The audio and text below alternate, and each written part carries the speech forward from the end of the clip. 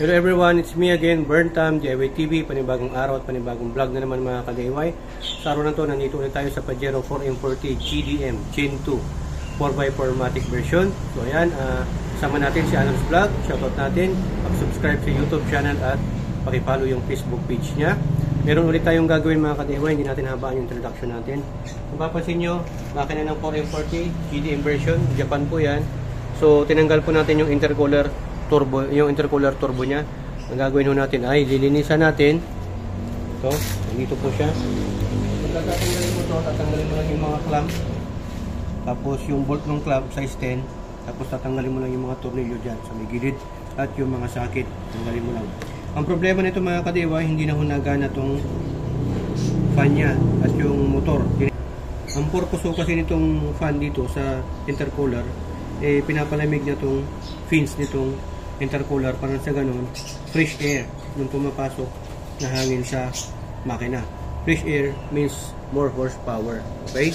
So yan, kailangan palitan nyo to. Ang mabibili nyo siguro to, original Mitsubishi Denso na brand na nakatatakpan. Denso brand ho yan. Nasa ano siguro to, ito at saka ito yung original, nasa 3.5 po yan, or 2 plus, ganun, replacement. Pero sa ganit, sa amin ho, dito sa HPT, meron po kami ituturo sa inyo na pwede palang ilagay. DIY po ito, experiment po namin, gayon ko lang po ito gagawin. Auxiliary fan ng aircon, pero ilalagay ko dito. High speed naman po yun, malakas naman po ang hangin. Titesting natin to para mapatunayan natin na hindi na nagana to. Actually, meron pa akong reserve dito ng motor. Yan, ang motor nito nasa siguro 1.5 to 2,000. Motor pa lang. Replacement, pero pagka original, nasa 2.5 po ito. Yan, Denso brand. Japan ho yan mga ka-DIY. Sub fan po kasi ito. Pwede rin ito sa baba. So, testingin natin.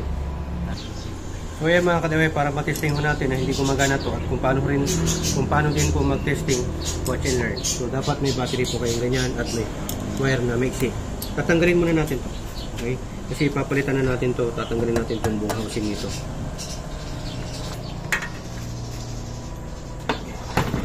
Pagkatanggal ito mga ka-DIY, tanggalin muna natin itong cover. Size 10 na bolt. Standby pa muna. Ayan, okay na yan. Tanggal na. Yan po ang isura niyan. So, para matanggal natin yun, tatanggalin na natin. Ilan lang yan? 4 lang yan na piraso. Ito. 8 lahat. Hindi na tatanggalin yung bakal. Ito lang. Watch and learn. Yung housing ng turbo fan. Yan. Itong 4 na to. Dalawa sa kabila, dalawa sa kabila.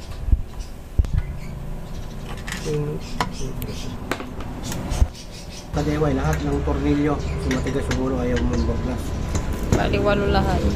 O, 8. Tanggal mo na lahat ng tornilyo nitong bakal. Angat mo lang. Tapos natatanggal na yan. Yun. O, diba? Tanggal na.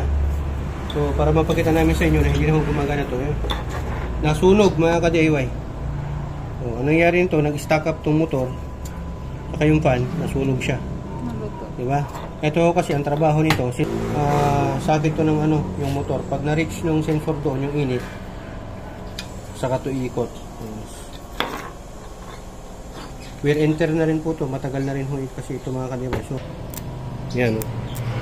Hindi siya umiikot. Ito yun ang anuhin mo. Yan, hindi siya umiikot mga ka-DIY.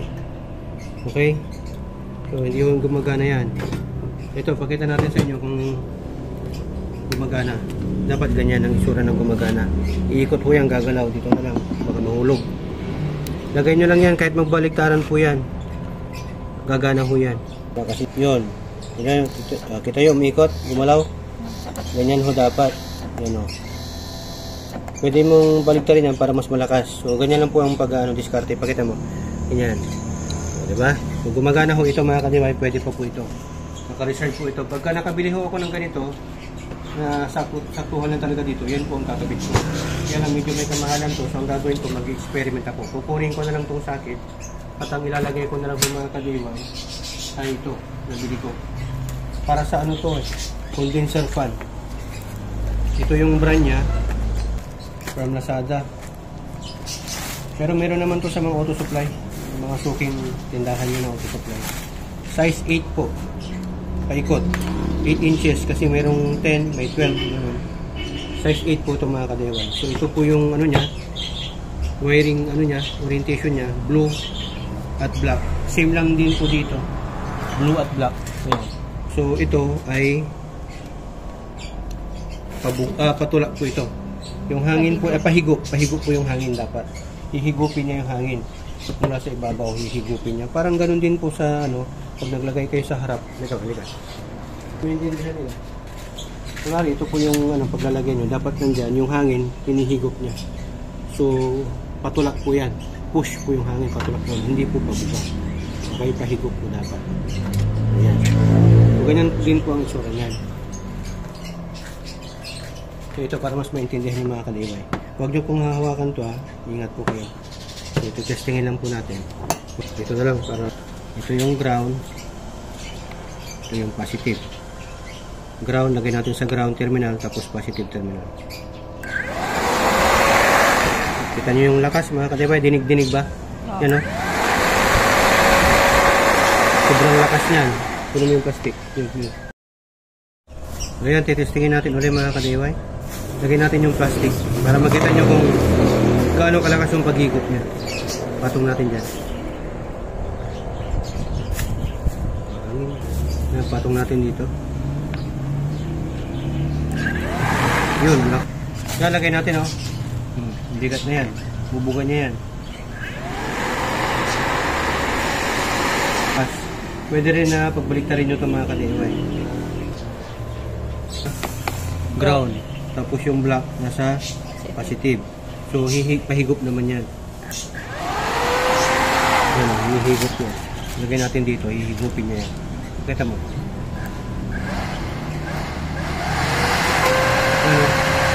Yung maliit na plastic, sabi natin ito, i-ano mo, bitawan mo. Sige, 1, 2, 3. Yan. Lakas. Sobrang lakas mo yan mga ka-DIY. Ganun lang pong gagawin nyo, hindi po yan puputok. Okay? Ito naman sa ano natin, may relay naman na po at may fuse. So ayan, pwede nyo pong pagbaliktarin yung orientation ng wire. Yung connection niya, pabuga at pahigop po yan. Okay? Yan.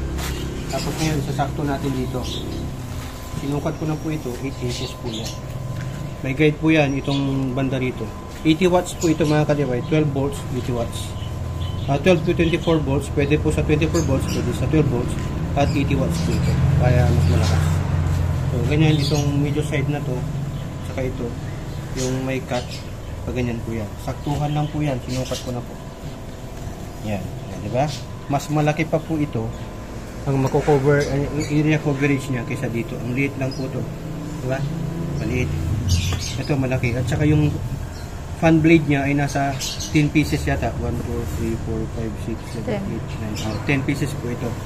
So, mas high speed po ito. Mas malakas yung higop niya o yung buga. Kasi maraming blade. Ito, 6 lang po ito. High speed din po ito. Original to. Kung anong prepare nyo, po ito, experiment ko lang po muna ito. Sinishare ko po sa inyo. So, picture natin. So, ganyan po yung maging itsura niya mamaya. Ang gagawin natin dito, kung gusto niyo pong lagyan ng bracket, may mga bracket po kayo dyan, lagyan niyo ng bracket. Bracket nyo dito, at saka dito. Kaya lang, ang gagawin ko, kikable tie ko na lang, kasi pag ilalagay ko yung tornilyo dito, baka mabutas to. So, ang gagawin ko, kikable tie ko na lang po ito. Mamaya ho, tignan nyo po. So, saktuhan po yan. Yan, sukatin natin para mas maano nyo po, 8 inches po ito. Yan, 8 inches hanggang dito po yan. So sinukat ko rin po to mula dito hanggang dito. Sobra pa sa 8. Tamang saktuhan pa sa 8. Sobra pa pa, diba? Papa. Tapos ito sinukat ko rin po to mga ka-DIY. Yan, 8 din po. Diba? So saktuhan po ito, paikot. Okay? Tapos yung taas nito sinukat ko rin po. Nasa 4. 4 yan, oh. Mula dito, hanggang dito. O, kung dito naman, 3. Ito naman, sinukat ko rin po ito. Nasa, dyan lang po. O, diba? O, mas mataas pa nga yun eh. Hindi po yan uumpog sa makina. So, okay na po yan. So, ang next na gagawin po natin, bago natin i-fix, ay lilinisan natin itong intercooler. Kung paano ho maglinis, bili po kayo ng diesel or thinner po ang gamit natin. Pwede rin tubig, pero sa akin thinner na lang po yung gagamitin. Para matuyo agad. Para matuyo agad. Maganda matuyo agad. Lagay nyo lang po dito. Kahit saan nyo mo naman ilagay dyan, wala naman pong problema. Maganda marami. Kasi alug-alugin nyo lang yan. Tapos ito, yung mga nakahiga dito, mga nakadapa. Kung may maliit kayong pantusok para mapaano nyo. Kasi dapat yung hangin, hindi niya nababaraduhan. Hindi niya nasasarahan. Dapat yung hangin, tagusan po yan. Yan po kasi napatalamig yan. Dapat ganyan kanipis mga kadayway. Tapos, open mo lang yan. Ang tiyagaan lang dito, hindi pwede makuha sa bilisan ha. Ingatan nyo na mabutas to. Ito hindi naman to nabubutas mga kadayway. Talagang butas to dapat talaga yan. Ingatan ko natin.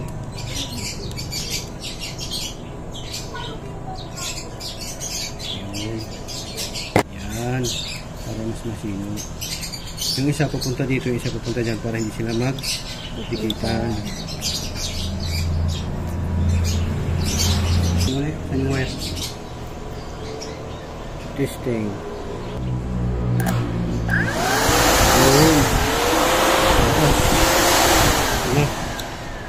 All goods. All goods, all goods. So, doblein pa natin. Hindi na. Kaya mga kaliway, ano natin, kakabit na natin. Para masubukan na. Para masubukan natin. Tara. Yan, ganun mga itsura ang pagbabalik nito. Malinis na, no? Po. Tournicles. May ito rin. Bali, ano ata yan? 8. 5. 5. Ipitan natin. Tapos dito.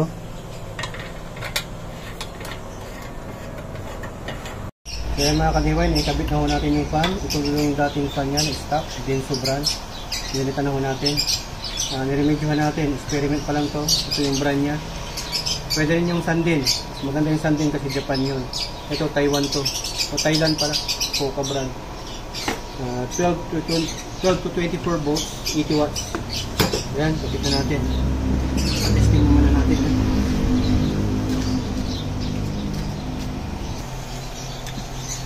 Yun. Yan. So, ganyan po yung itsura nyo ito. Ikakabit natin. Okay?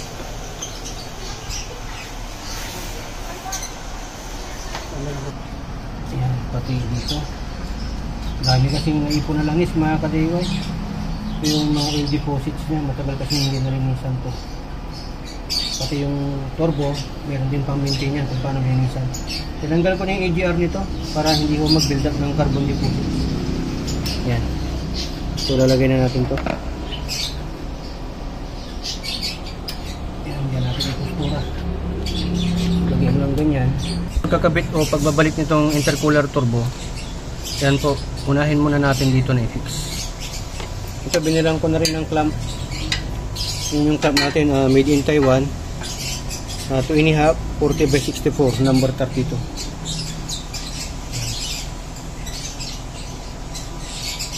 Yan yun. Hindi ka mahirapan.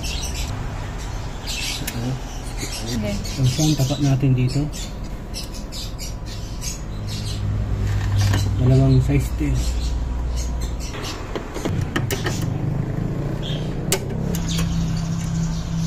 Size 8 naman to. Yan ang sizes yung ulo ng mga clamp mga kadeway. May 9, may 10. Pag wala ka nitong 8 na to, pwede din patch ko lang gamitin. Pinalitan ko na to kasi kailangan na mahigpit yung kapit ng clamp kasi pressurized air po to galing turbo. Baka sumabog, matanggal, lost power.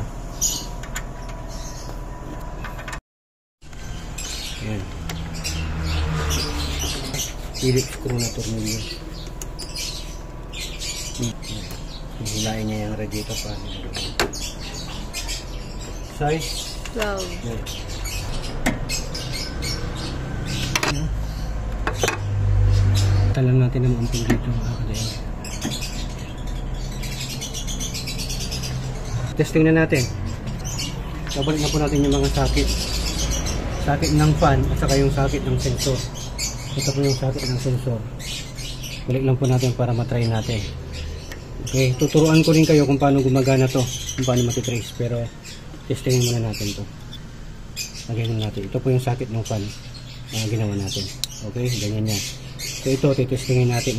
Tatanggalin ko ito mga ka-DIY para matesting natin. Kasi hindi pa natin ito mapapaikot hanggat hindi pa humainit yung makina. Kumano na po mga ka-DIY. Lakas, diba naririnig naman? Okay? Pahigop po kasi yan mga ka-DIY. Gumagana pa po yung fan mga ka-DIY.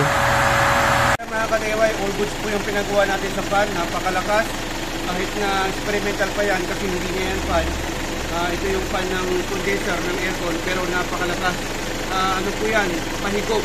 Yung hangin po dapat pahigop papunta sa makina. Para hinihigop yung hangin na magagaling dito sa nagbusto. Kaya pagkita ko po sa inyo ng pahigop, hinihigopin po yan. No? Ganyan po ang pahigop yung hangin pababa. Sulit po yung pinabili natin. So sa halagang almost 1,000, pwede naka-turbo fan ka na. Unlike doon sa yung original, pag bibili mo yun, pati yung motor, nasa almost 3,000 yun. Kung original, 5,000 pa pag original.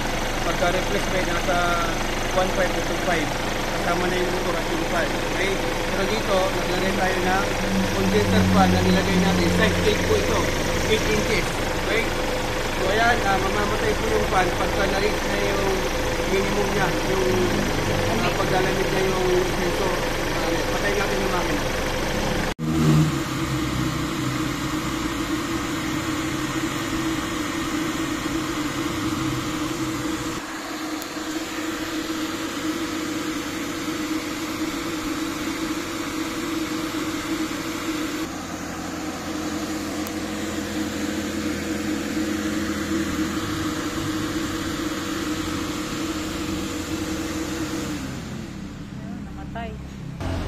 Mga ka-DIY, namatay na po yung makina pero nakasindi yung ignition. Ano po yan, malamig na po kasi kaya namatay na yung fan. Ganun po talaga dapat yung sensor, yung trabaho niya magsisense ng init para nang sa ganun ay sisindi yung magsisilbing triggering device para mag-switch yung fan. At pag malamig na rin yung sensor, dapat mamamatay na rin yung fan. So ayan, sa mga gusto mag-convert na hindi maka-afford ng original fan at motor ng natin, turbo intercooler fan, gayahin nyo lang po tong video na to. Napaka-essential nito kasi kailangan na mapalamig natin yung hangin na papasok dito sa cylinder natin.